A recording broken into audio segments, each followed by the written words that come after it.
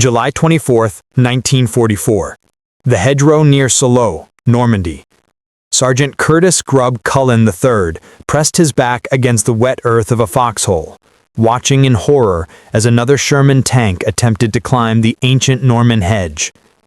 The tank's hull rose like a rearing horse, its soft underbelly exposed to the German 88mm anti-tank gun hidden in the next field.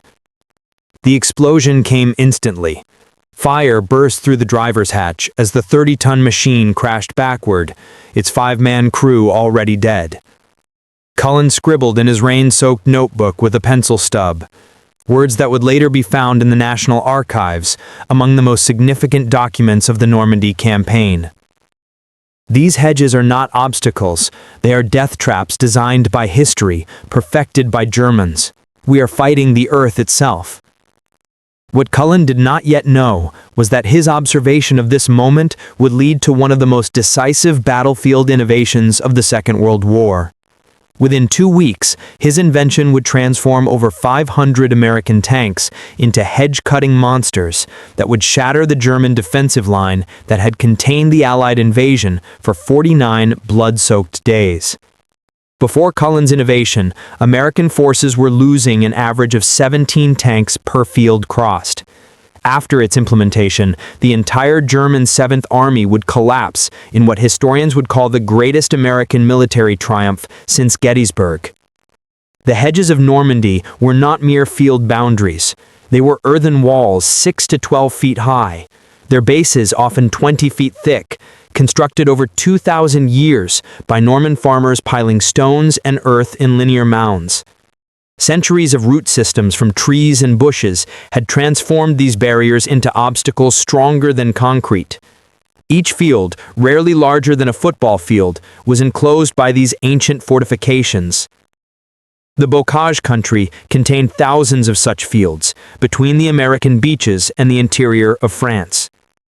General Omar Bradley would later write in his memoirs, "I had been prepared for the destruction of war, but I had not been prepared for the maze. We were fighting in terrain that negated every advantage of our mobility and firepower. Each field was a fortress, each hedgerow a castle wall." The German Wehrmacht had recognized the defensive potential of this landscape immediately after occupying France in 1940.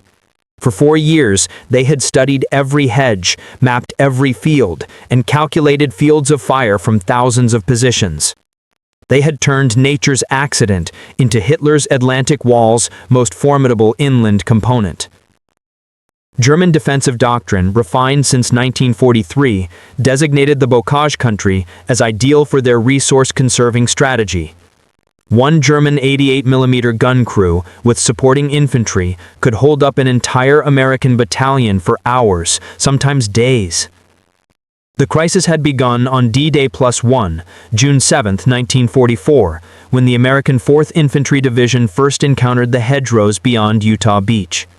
Lieutenant Colonel Charles Taylor, of the 1st Battalion, 22nd Infantry Regiment, reported to divisional headquarters that his men had advanced only 300 yards in 6 hours, suffering 43 casualties. "We cannot see the enemy, we cannot maneuver, we can only die in place," he transmitted. The standard American tactical doctrine, developed in the wide-open training grounds of Louisiana and Texas, called for tanks to lead infantry advances across open ground. In Normandy, this doctrine collapsed within hours. When tanks attempted to go through gaps in the hedgerows, they were channeled into killing zones where German anti-tank guns waited. When they attempted to climb over the hedgerow, they exposed their thin bottom armor to enemy fire. The 13mm of steel protecting a Sherman's belly was insufficient to stop even a German Panzerfaust, the handheld anti-tank weapon distributed to every German squad.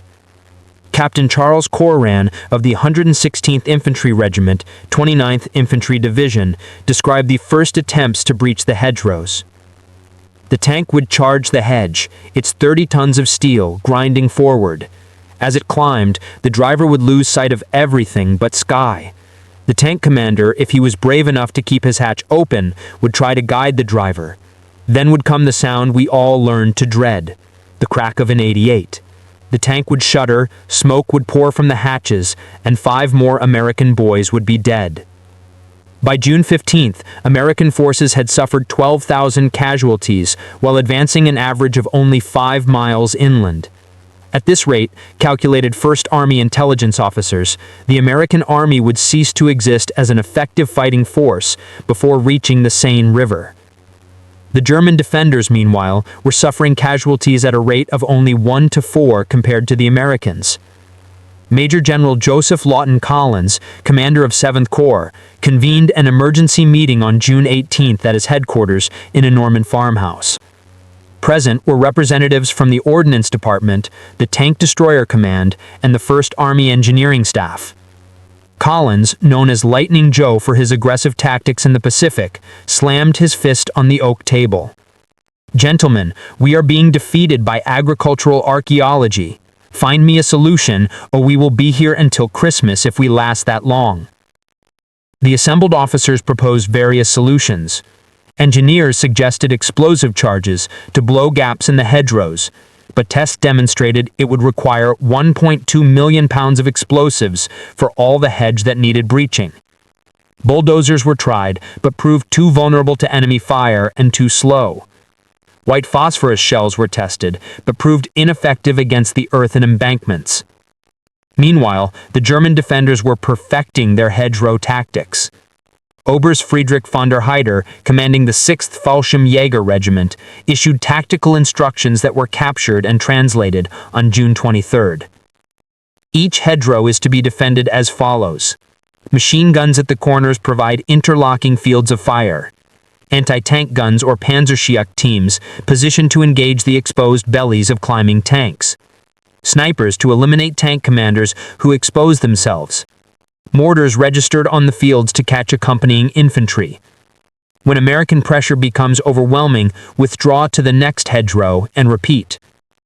The German system was devastatingly effective. On June 24th, the American 2nd Battalion, 115th Infantry Regiment, supported by a company of Sherman tanks from the 2nd Armored Division, attempted to advance through a single field near the village of Villers-la-Fossard. The attack began at 0600 hours. By noon, 7 of 14 tanks were destroyed, 123 infantrymen were casualties, and the battalion had not gained a single yard. The German defenders, elements of the 17th SS Panzer Grenadier Division, reported losses of 13 men. Sergeant Culin had been watching these failures with the eye of a man who had grown up on a farm in Cranford, New Jersey.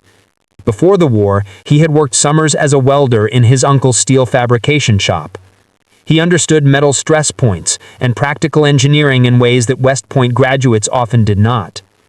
On the evening of July 2nd, he headed a briefing where Lieutenant Colonel John W. Tuttle, commander of the 102nd Cavalry Reconnaissance Squadron, expressed his frustration. "We need to get through these hedges, not over them." That night, Cullen could not sleep. He walked among the destroyed tanks littering the Normand Oudépôt fields, examining their failures. He noticed that when tanks attempted to climb hedgerows, their tracks often lost traction as the center of gravity shifted backward.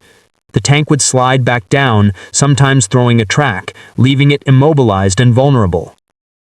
He thought about the fundamental problem differently than the engineers and ordnance officers. They were trying to overcome the hedgerows. What if the tanks could cut through them, like a plow through soil? At a discussion among tankers, a soldier from Tennessee, known only as Roberts, made a comment that others laughed at. "Why don't we get some saw teeth and put them on the front of the tank and cut through these hedges?" While others dismissed the idea, Cullen recognized its potential. He began developing the concept with practical engineering skills gained from his civilian experience. Working with Private John Cocker, a fellow soldier who had been a machinist before the war, he examined the German beach obstacles still littering the sand from D-Day. Among these obstacles were hundreds of Czech hedgehogs, heavy steel anti-tank barriers made from crossed steel beams. The Germans had placed thousands of these along the Normandy beaches to impale landing craft. Cullen pointed at the steel beams. "What if we cut these up and weld them to the front of a tank like tusks? The tank keeps its nose down, drives straight through the hedgerow." Cocker examined the steel. It was high-quality carbon steel designed to withstand the impact of landing craft. Each beam was approximately 3 meters long and 20 centimeters thick. "It might work," Cocker said, "but we need to calculate the angle exactly right. Too high and it won't cut. Too low and the tank will plow into the ground." They spent a few days working in secret, not wanting to appear foolish if their idea failed. Using the damaged Sherman tank as their test vehicle, they welded 4 prongs made from the German beach obstacles to the front of the hull. The prongs extended approximately 2 feet beyond the tank's front and were angled at 30 degrees. The design was crude but practical. Each prong weighed approximately 200 pounds, adding 400 pounds to the tank's front end, which actually improved traction. On July 14, 1944, they conducted their demonstration for General Bradley. The tank's engine roared as its tracks churned. For a moment, it seemed the tank would stall. Then, with a grinding tear, the hedgerow split apart. The tank burst through into the next field, its nose leveled, its belly armor protected. The entire breakthrough had taken less than 30 seconds.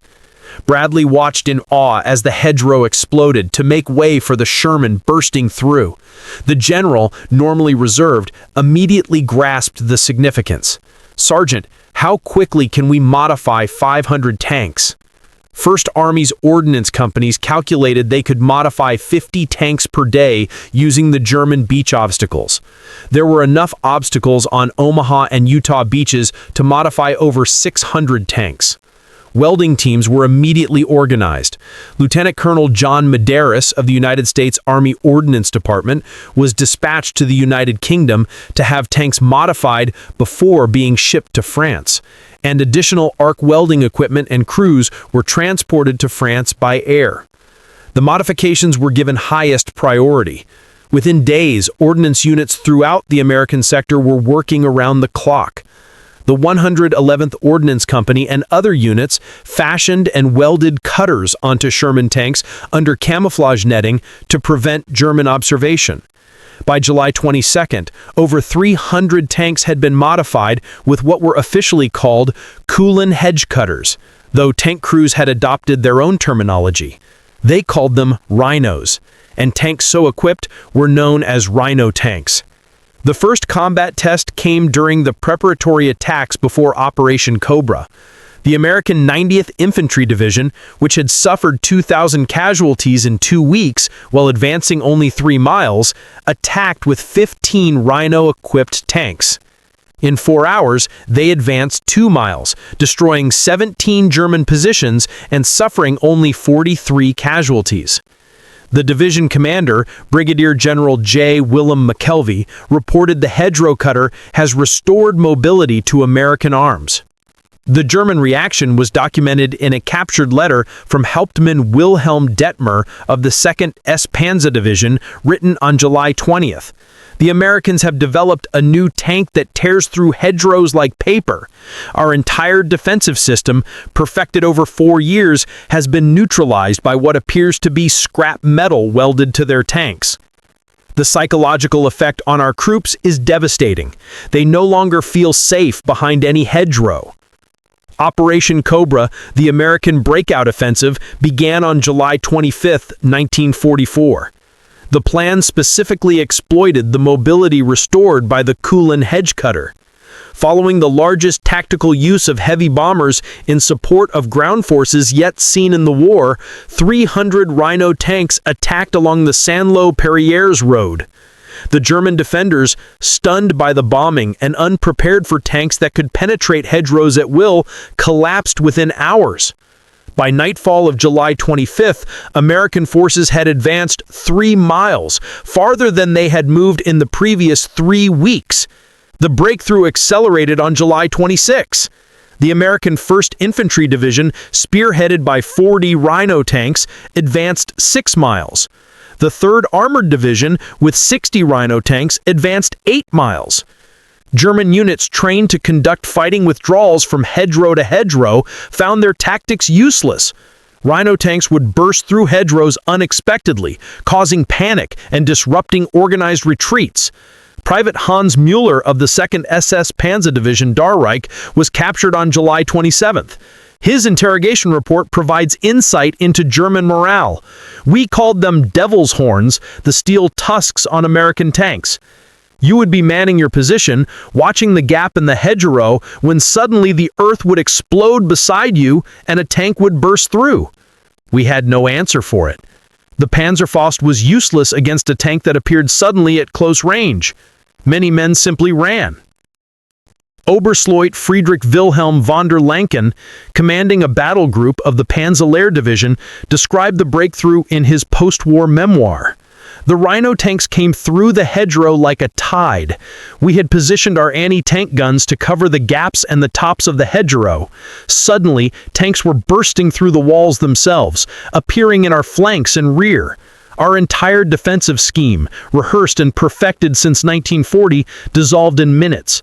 By July 28th, the German 7th Army was in full retreat. The careful defensive positions prepared over 4 years were abandoned in 3 days.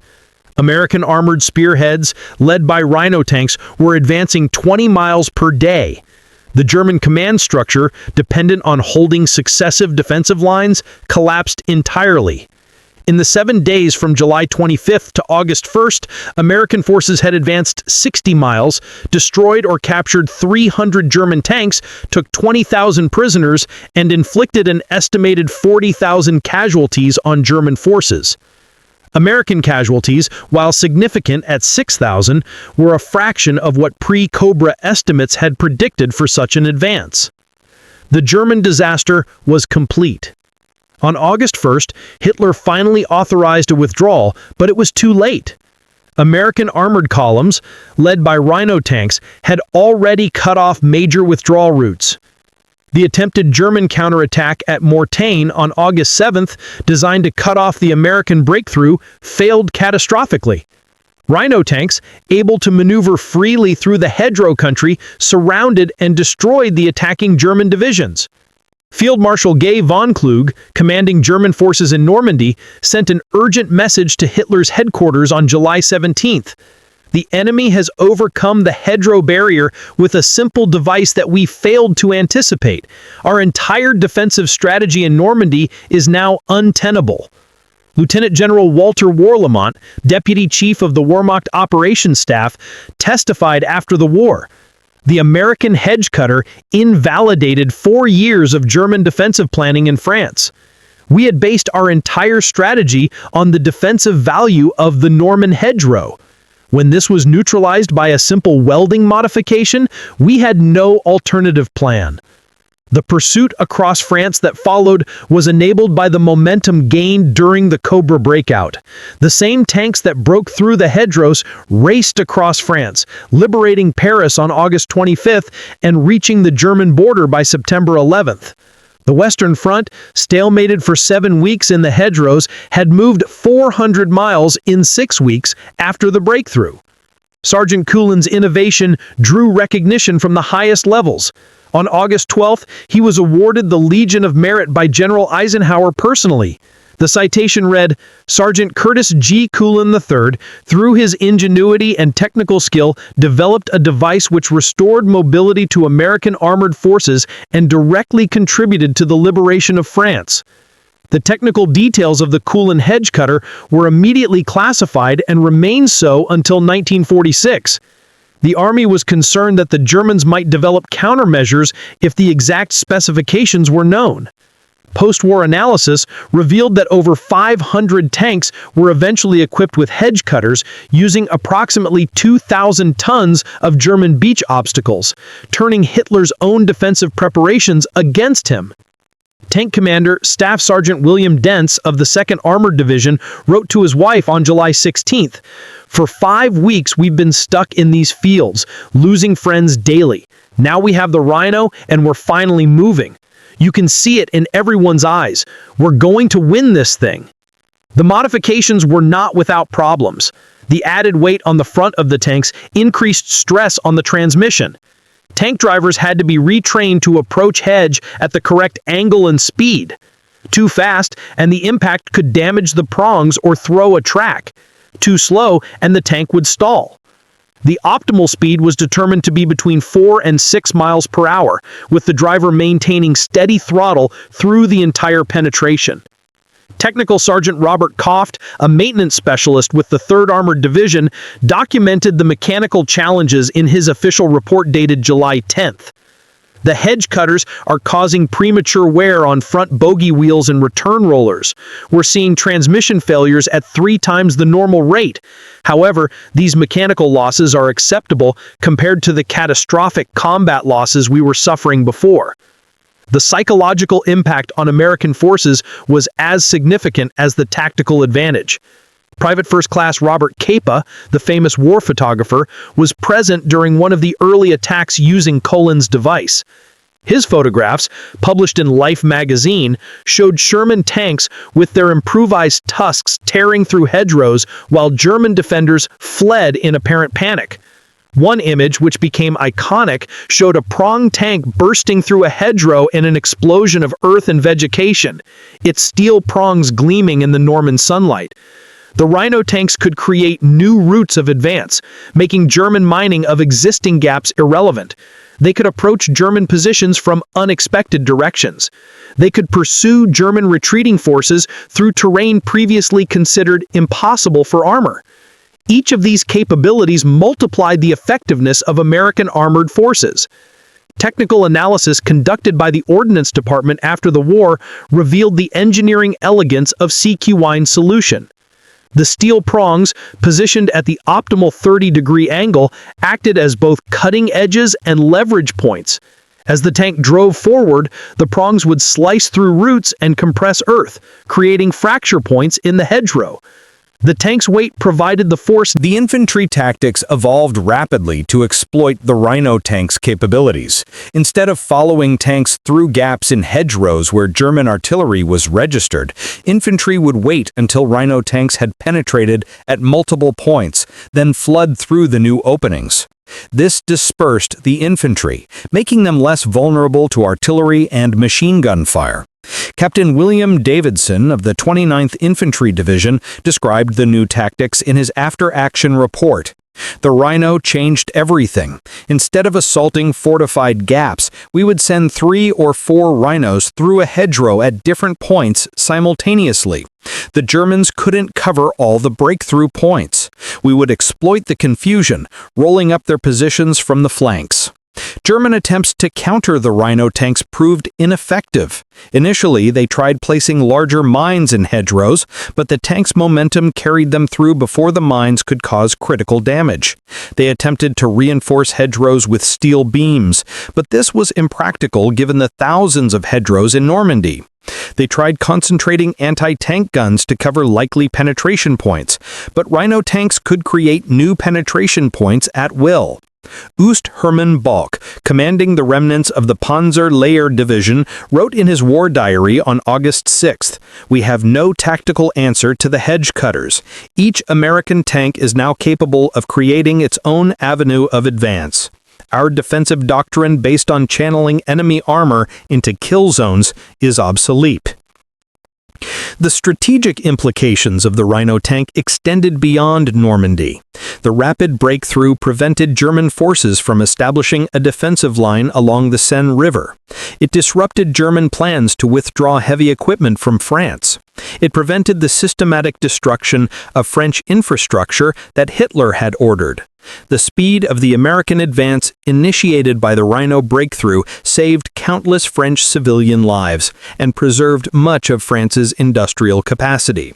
General Eisenhower, in a letter to Army Chief of Staff General George Marshall dated August 20th, wrote, "The hedge cutter has operational and strategic implications beyond its tactical utility.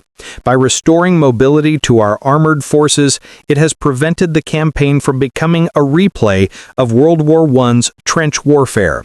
We are now conducting mobile operations across France at a pace that exceeds our most optimistic pre-invasion planning." In a television interview with CBS correspondent Walter Cronkite on the 20th anniversary of D-Day in 1964, Eisenhower recalled, "There was a little sergeant, his name was Culin, and he had an idea. And his idea was that we could fasten knives, great big steel knives in front of these tanks, and as they came along they would cut off these banks right at ground level. They would go through on the level. He would carry with themselves a little bit of camouflage for a while. And this idea was brought to the captain, to the major, to the colonel, and it got high enough that somebody did something about it, and that was General Bradley, and he did it very quickly." The story of Sergeant Culin and his hedge cutter spread throughout the American military, inspiring other innovations. In Italy, soldiers developed improvised mountings for captured German weapons. In the Pacific, Marines created waterproofing modifications for tanks operating in jungle conditions. The principle that field innovation could solve seemingly intractable problems became embedded in American military culture. The Army's official history, published in 1947, devoted an entire chapter to the Culin hedge cutter. The authors wrote, "No single tactical innovation had greater impact on the campaign in Northwest Europe than Sergeant Cullin's hedge cutter.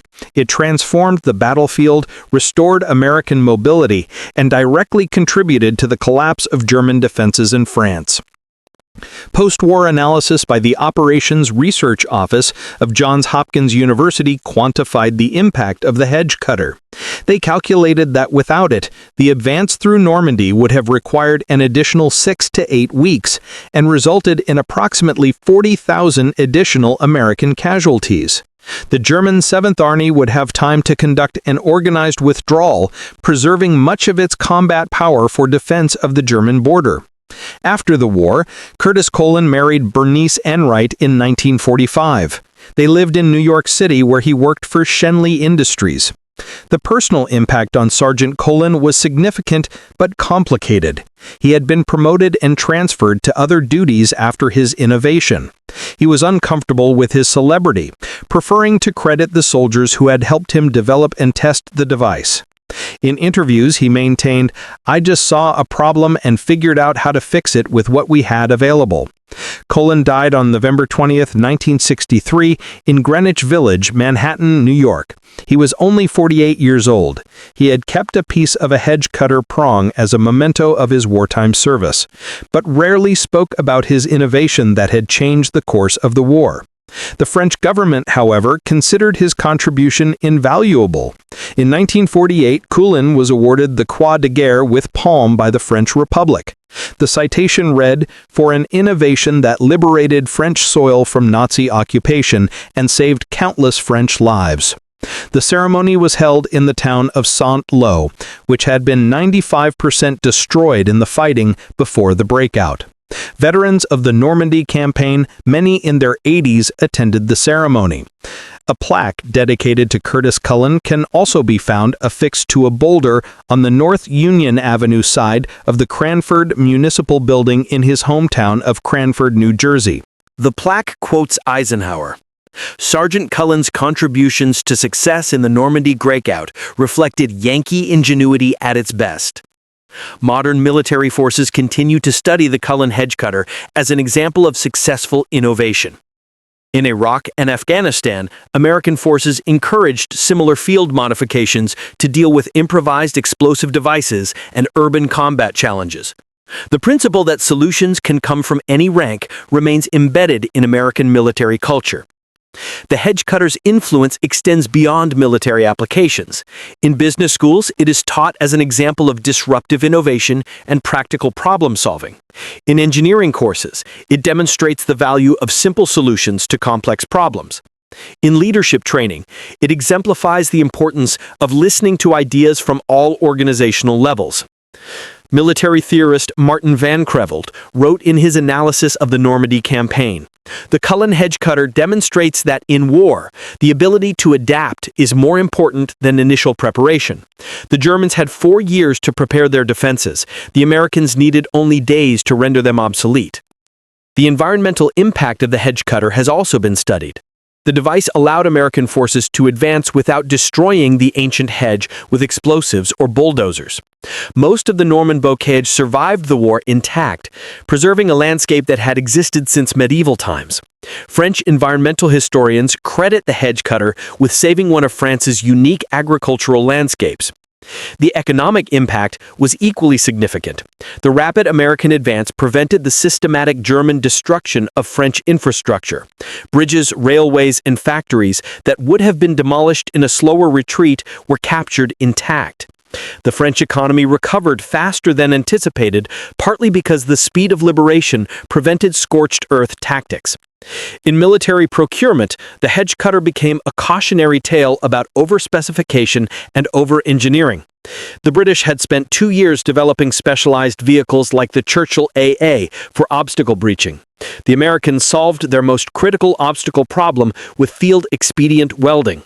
This lesson influenced American procurement philosophy toward providing adaptable platforms rather than specialized vehicles. The human dimension of the hedge cutter story resonates beyond its military significance. Culin was 29 years old when he developed his innovation. His story demonstrated that in the American military, good ideas could come from anyone, regardless of rank or background. This egalitarian aspect of the story made it particularly powerful in American military culture. General der Infanterie Gub Lumentritt, Chief of Staff to Field Marshal von Rundstedt, testified after the war, "The appearance of tanks that could drive through hedgerows was more demoralizing than the Allied bombing.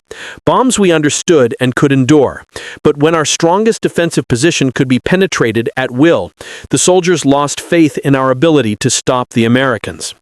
The training implications of the hedge cutter extended throughout the war.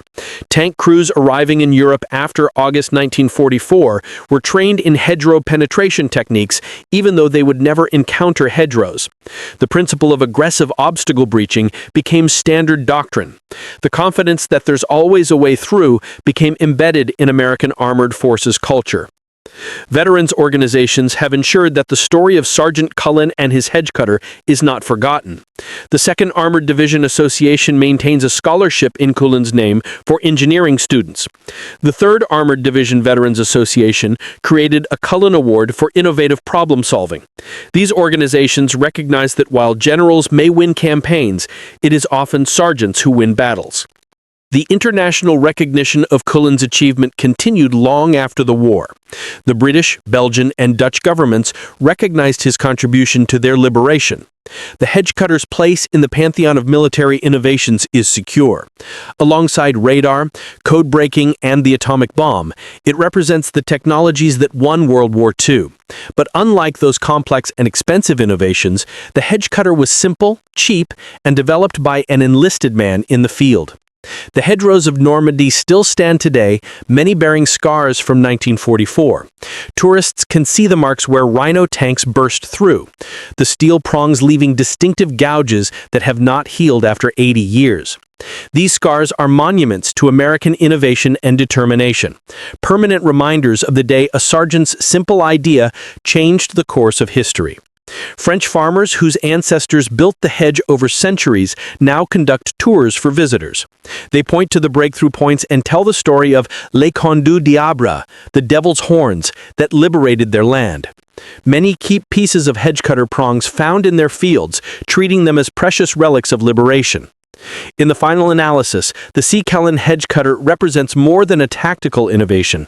It embodies the American approach to warfare, emphasizing practical problem-solving over doctrine, innovation over tradition, and results over process.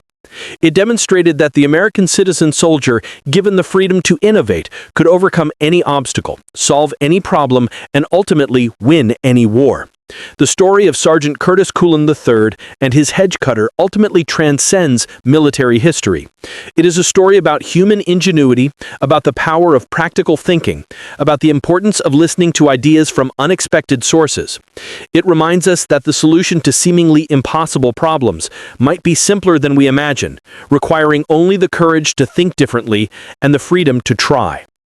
In June 1944, the Allied invasion of Europe was stalled by ancient farm boundaries that had become perfect defensive fortifications. By August, those same forces were racing across France toward Germany. The difference was 4 pieces of steel welded to the front of a tank by a sergeant who understood that sometimes the best way over an obstacle is straight through it. What had begun as a desperate search for a solution to an unexpected tactical problem had become one of the decisive innovations of the Second World War.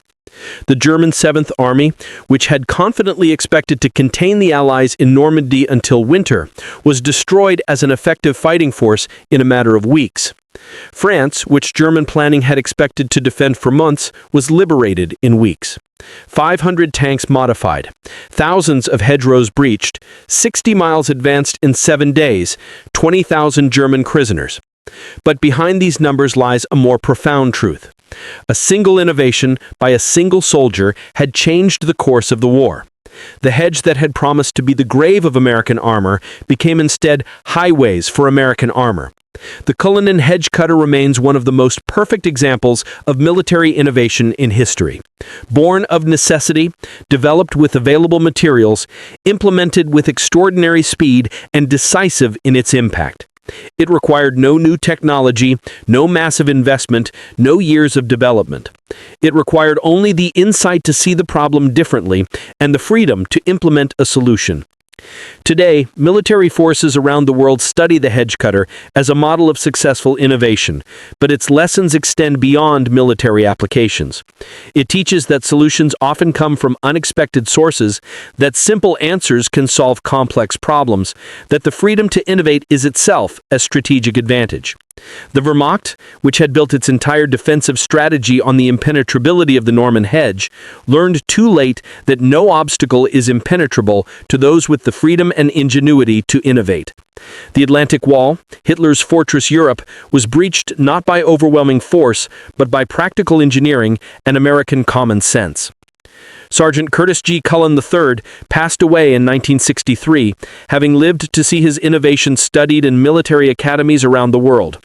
He remained modest about his achievement to the end, insisting he had simply done what needed to be done with what was available.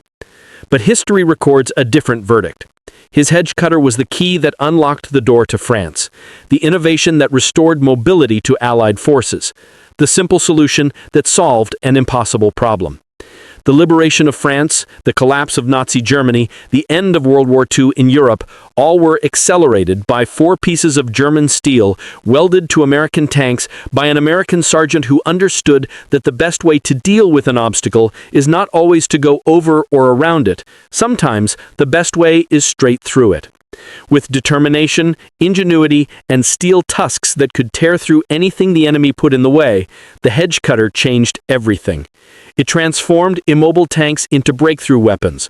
It converted defensive terrain into avenues of advance. It turned American frustration into German panic. Most importantly, it demonstrated that the American citizen soldier, given the freedom to innovate, could overcome any obstacle, solve any problem, and ultimately win any war. The hedge of Normandy, which had promised to be the grave of American armor, became instead the proving ground for American ingenuity, and the steel tusks that broke through them became the symbols of a victory that changed the world.